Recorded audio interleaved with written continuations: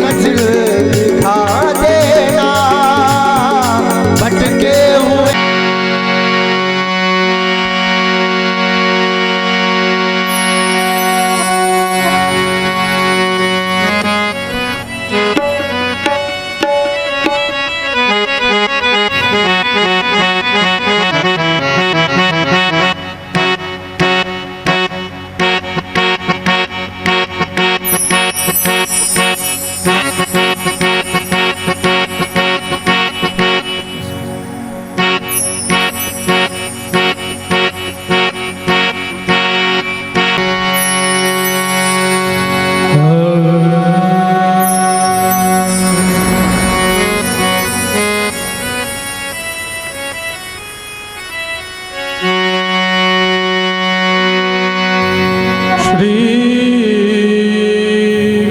गणपतिये नमो नमः।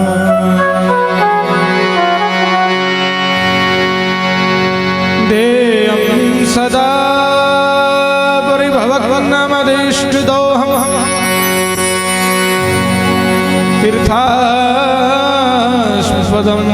शिवविरञ्चनुतं शरण्यम् प्रत्यारति प्रणतपाल भवाब्धिपोतं वन्दे महापुरुष ते चरणारविन्दम्।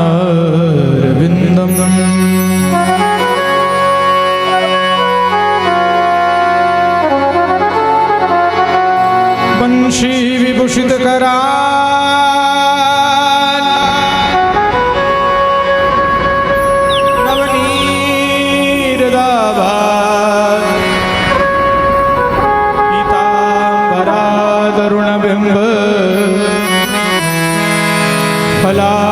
फलार्धरोष्ठा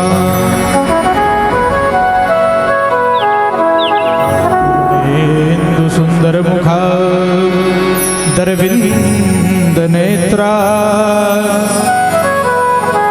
कृष्णात् परम किमपि तत्त्वहं न जाने। कृष्ण त्वदीय पद पंकज पंजरांते अध्येव में विस्तो मानस राज हंस प्राण प्रयाण समय कपवात पीते कंठावरोधं विधं स्मरणं कुतुस्ते।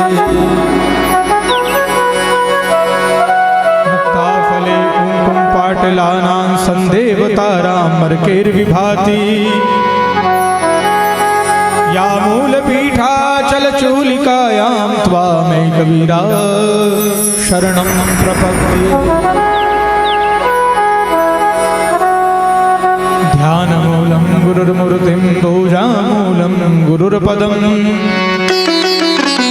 मन्त्रमूलं गुरुर्वाक्यं मोक्षमूलं गुरुकृपा।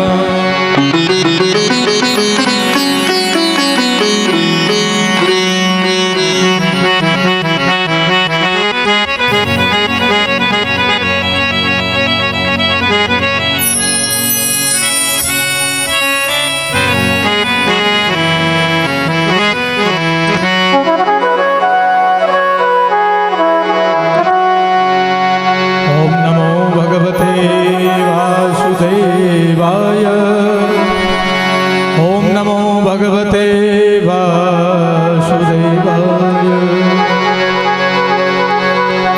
नमो भगवते वासुदेवाय। श्री हरिये परमात्मने प्रणत क्लेशनाशाय गोविंदाय नमो नमः।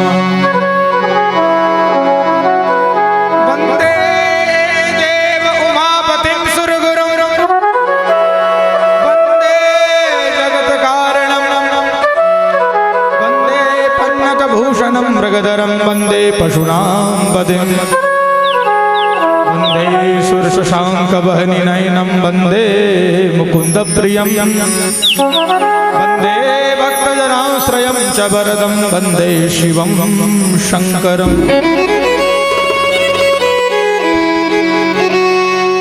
ओ हनुमान पधारिये कथा मति अनुसार प्रेम सहित गादी धरूं पधारिये पवन कुमार।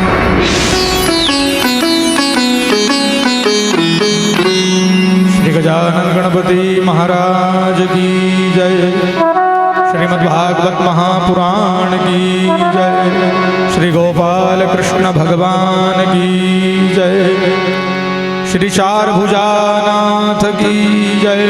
श्री साबरिया सेठ की जय। श्री देवनारायण भगवान की जय।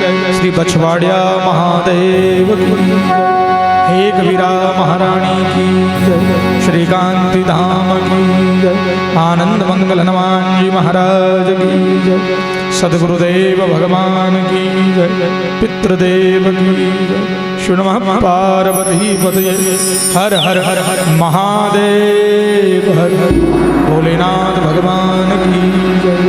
आइएगा कथा के तृतीय दिवस के पावन सोपान में हम सभी प्रवेश करने के लिए जा रहे हैं। आनंद के साथ भाव के साथ सभी भगवान का संकीर्तन गान करेंगे और कथा में प्रवेश करेंगे। पार्वती मंगल की कथा का रसपान आप सभी भक्तों ने कल की कथा में किया। ये मंगल को देने वाली कथा है। जीवन में सदा मंगल होवे। भागवत महापुराण मंगल प्रदान करने वाली कथा है।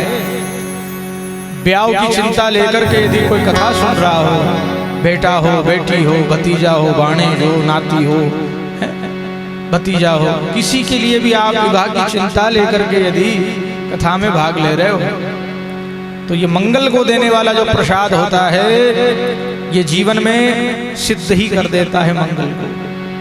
आइएगा हम कीर्तन गान करेंगे और फिर ध्रुव जी महाराज की पावन कथा से यात्रा करेंगे आज की। राम भजो राम मिलेंगे, सुबह नहीं तो शाम मिलेंगे। राम भजो राम मिलेंगे, सुबह नहीं तो शाम मिलेंगे। राम भजो राम मिलेंगे, सुबह नहीं तो शाम मिलेंगे। राम भजो राम मिलेंगे, सुबह नहीं तो शाम मिलेंगे। राम भजो राम मिलेंगे, सुबह नहीं तो शाम मिलेंगे।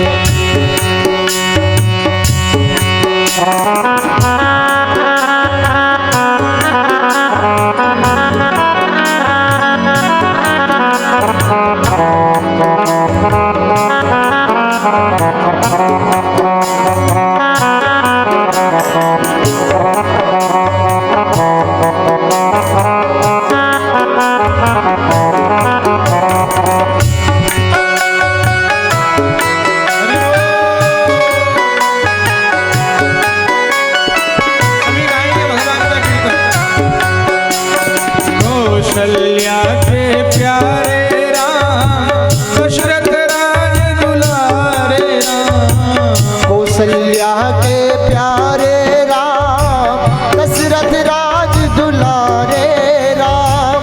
कौशल्या के प्यारे राम, दशरथ राज दुलारे राम। कौशल्या के प्यारे राम, दशरथ राज दुलारे राम। सीतापति श्री राम मिलेंगे, सीतापति श्री राम मिलेंगे। भक्तों के प्रतिपाल मिलेंगे, भक्तों के प्रतिपाल मिलेंगे। राम भजो राम मिलेंगे, सुबह नहीं तो शाम मिलेंगे। राम भजो राम मिलेंगे, सुबह नहीं तो शाम मिलेंगे।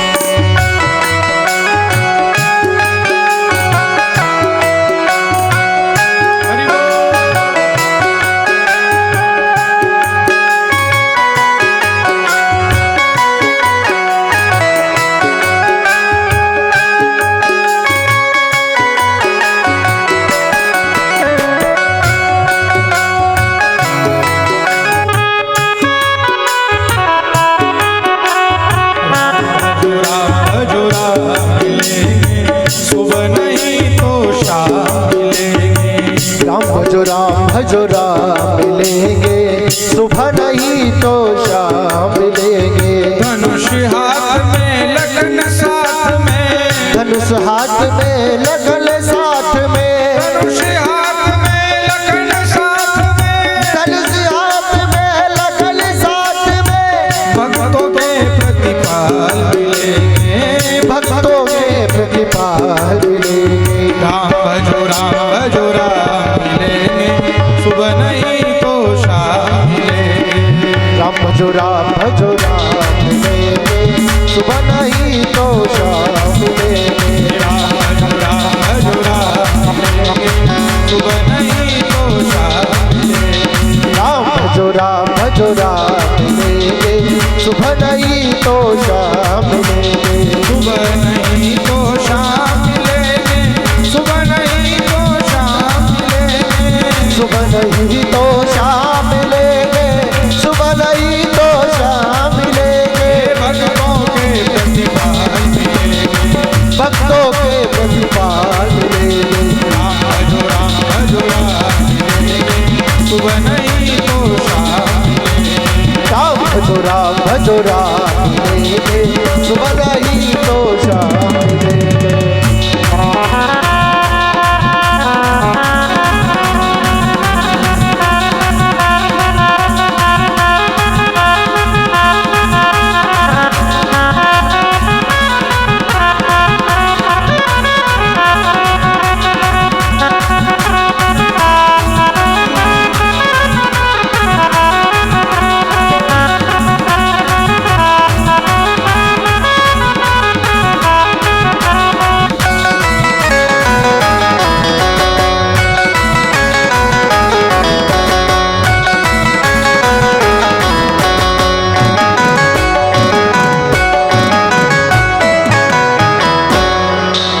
रामचंद्र भगवान की जय। शिव जी और पार्वती जी का पाणी ग्रहण संस्कार, विवाह संस्कार कल की कथा में आपने हमने सबने मिलकर के संपन्न किया। अश्रुपुरी नेत्रों के द्वारा माता जगदम्बा गौरा को पार्वती जी को विदा किया। भगवान के यहाँ पर कुमार स्कंद का जन्म हुआ है। स्कंद कौन है? षडानंद भगवान कार्तिकेय, कार्तिक स्वामी, षटमुख बिहारी जिनके 6 मुख हैं। शिव पंचानंद, पुत्र षडानंद और भगत दशानंद। भगवान महादेव के 5 मुख, पुत्र के 6 मुख और भक्त के कितने? 10 मुख। ये दशानंद भाव परमार्थ की मूर्ति महादेव है, कल्याण का स्वरूप शिव। जीवन में केवल देने का काम करा भोलेनाथ ने, बस परमार्थ करना। शिव जलधारा प्रियम, त्रिदलम त्रिगुणाकारम, त्रिनेत्रत्रयाधम, त्रिजन्म पाप संवारम, एक बिल्पत्रम शिवार्पणम। एक बिल्पत्र चढ़ाने से 3 जन्म के पाप क्षय होते हैं महादेव। अखंड बिल्पत्र यदि आप भगवान शंकर को चढ़ाते हैं, बिल्पत्र खंडित नहीं होना चाहिए।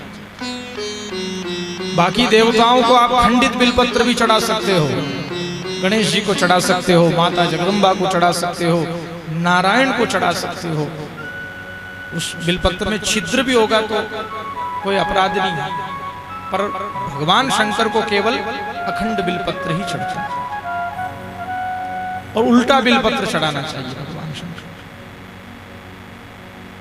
आत्म शांति के लिए, भक्ति के लिए, कल्याण के लिए। जलधारा प्रियम, एक लोटा जल यदि भगवान शंकर को अखंड रूप से चढ़ाया, बिल्पत्र चढ़ा दिया, शमी पत्र चढ़ा दिया। शमी पत्र किसको कहते हैं? खेजड़ी का पत्र। शमी खेजड़ी, अब आपके इधर शायद कुछ और बोलते हैं। तो शमी पत्र चढ़ाने से, अर्क का पुष्प, देखो भगवान शंकर की पूजा में कोई खर्चा नहीं, जल भी प्रकृति का, पत्र पुष्प भी प्रकृति की, बस कोई भगवान शंकर की शरण में जाकर के अर्पण कर दे, सारी कामना भगवान महादेव पूरी कर देते हैं। द्वेष को क्षय करने वाले महादेव हैं। जीवन में बैर नहीं होता है वही भगवान शंकर का बन सकता है। द्वेष जिसके अंदर भरा हुआ है, पाखंड भरा हुआ है, उसको महादेव कैसे अपनाएंगे। सोमवार का वार है महादेव, क्या मतलब होता है सोमवार का? शांति का प्रतीक है सोमवार, शीतलता का प्रतीक है, सौम्यता का प्रतीक है। जिसके जीवन में धैर्य होता है ना, उसी का मंगल होता है। दूसरे दिन क्या आता है? मंगलवार। संतोष रखोगे तो मंगल होगा। और सोमवार संतोष का प्रतीक है, शांति का प्रतीक है, शीतलता का प्रतीक है, धैर्यता का प्रतीक है। हाँ। केवल शिव जी की पूजा करना ही पर्याप्त नहीं है, आपके जीवन में भी शीतलता होना चाहिए, तो ही मंगल होगा। और जिसके जीवन में मंगल हो जावे, उसी के पास रिद्धि आती है, सिद्धि आती है और बुद्धि आती है। फिर बुधवार आया और बुद्धि ऐसी आई कि गुरु की शरण प्राप्त हो गई। क्या आया? गुरु। और गुरु की शरण को जिसने प्राप्त कर लिया, जो गुरुमुखी बन गया, जिसने गुरु के ज्ञान को समझा, जिसने जीवन को साधा, वह शुक्र हो गया। शुक्र कौन है? सबसे प्रतापी ग्रह शुक्र है। 9 ग्रहों को दैत्यों के गुरु थे शुक्राचार्य। इनके पास मृत संजीवनी विद्या थी कि मृतक प्राणी को भी जीवित कर देते थे। तो शुक्र के जैसा प्रभावशील होता है, शुक्र के जैसा तेजवान होता है।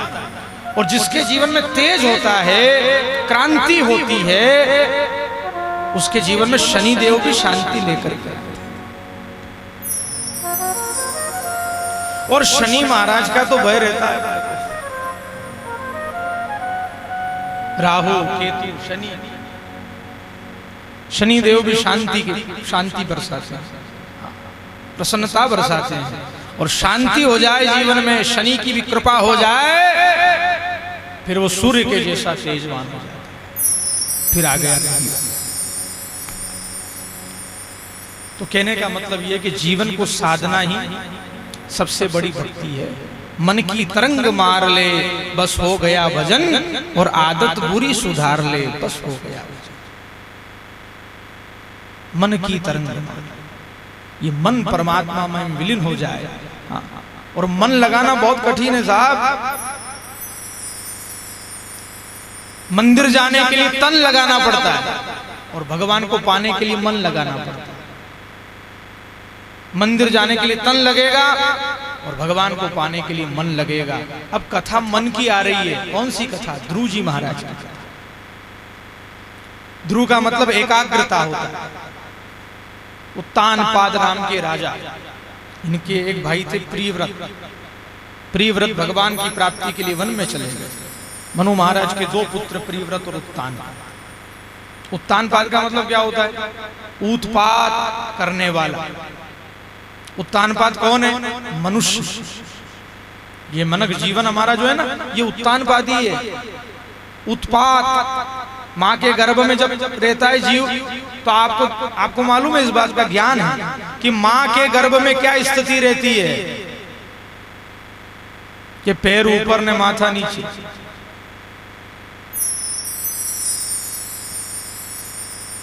ने बाहर आया तो फिर माथा ऊपर ने पग नीचे।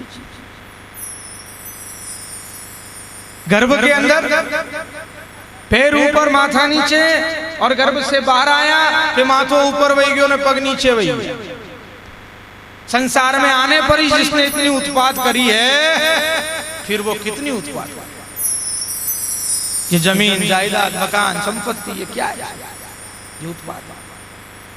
2 रानियां थी, उत्तानपाद, जिनका नाम है सुनीति ने सुरुचि। सुनीति का मतलब होता है शास्त्र सम्मत चलना, शास्त्र की आज्ञा का पालन करना, मर्यादा पर चलना, सत्कर्म करना।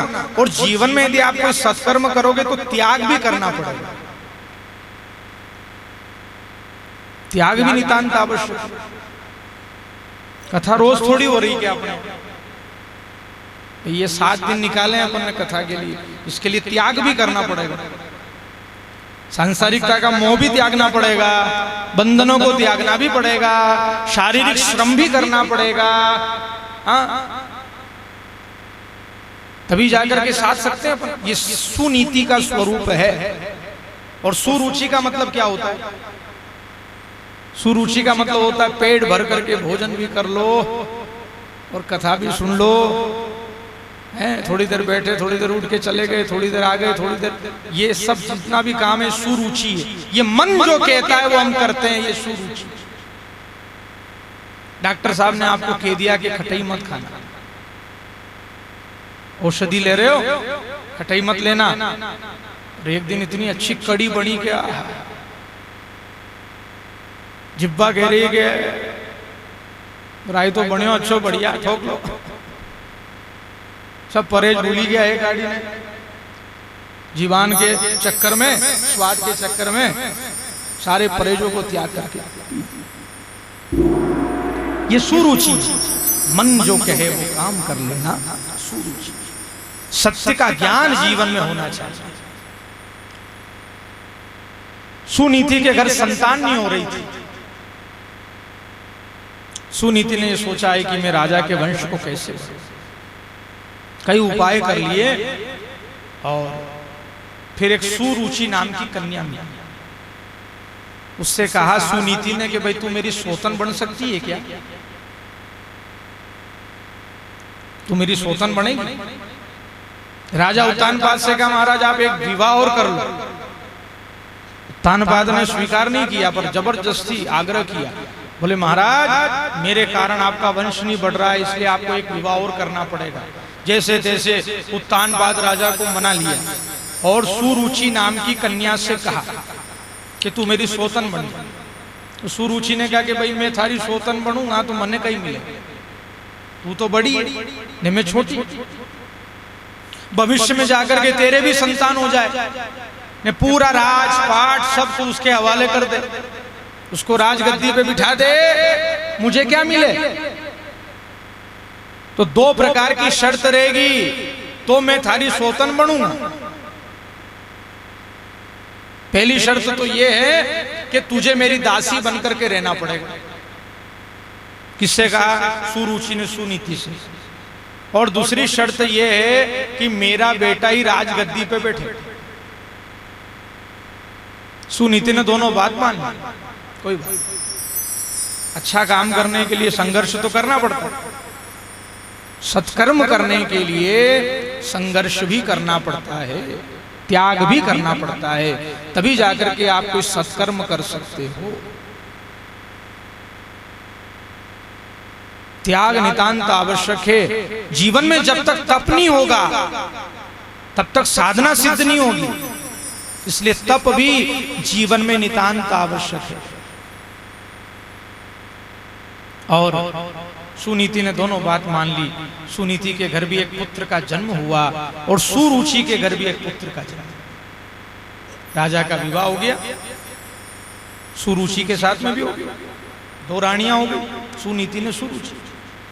सुनीति के पुत्र का नाम ध्रुव और सुरुचि के पुत्र का नाम उत्तम। ध्रुव का मतलब क्या होता है? एकाग्रता। जब तक जीवन में एकाग्रता नहीं आती है नहीं तब तक भक्ति सिद्ध नहीं होती। एक निष्ठ एकाग्रता नितांत आवश्यक। एक घड़ी आधी में पुनियाद, तुलसी संगत साधु की हरे कोटि अपराध। अपने एक माला करनी पर ऐसी करनी कि मैंने मेरे भगवान, बस।